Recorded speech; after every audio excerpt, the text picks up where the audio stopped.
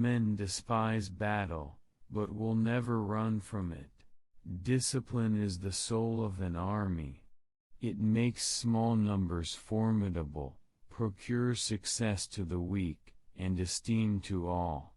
Citizens by birth or choice of a common country, that country has a right to concentrate your affections.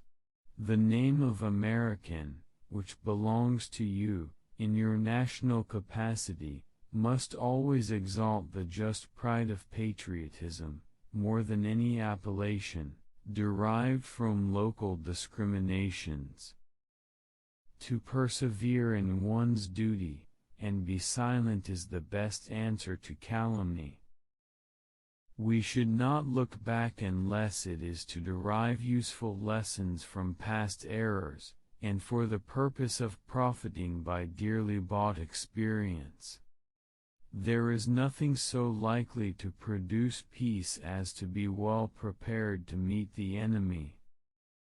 Let your heart feel for the afflictions and distress of everyone.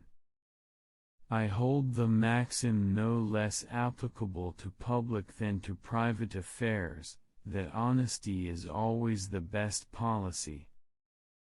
Overgrown military establishments, which, under any form of government, are inauspicious to liberty, and which are to be regarded as particularly hostile to republican liberty.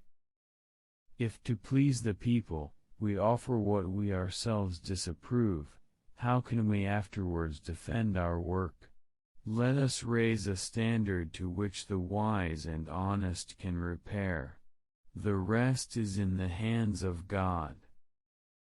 The great rule of conduct for us, in regard to foreign nations, is, in extending our commercial relations, to have with them as little political connection as possible.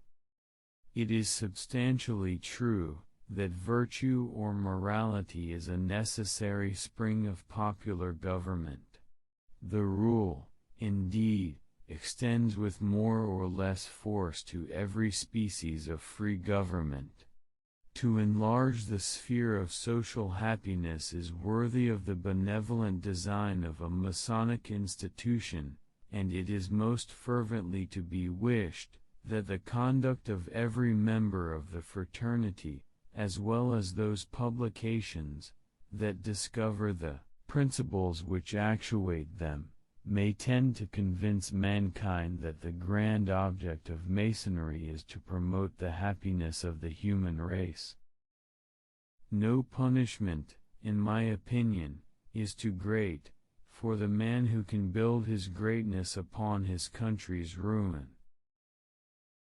Nothing is more essential, than that permanent, inveterate antipathies against particular nations, and passionate attachments for others, should be excluded, and that, in place of them, just and amicable feelings towards all should be cultivated.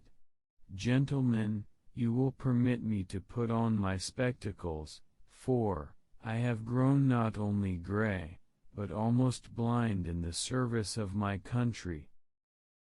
Be not glad at the misfortune of another, though he may be your enemy. Promote, then, as an object of primary importance, institutions for the general diffusion of knowledge. In proportion as the structure of a government gives force to public opinion, it is essential that public opinion should be enlightened.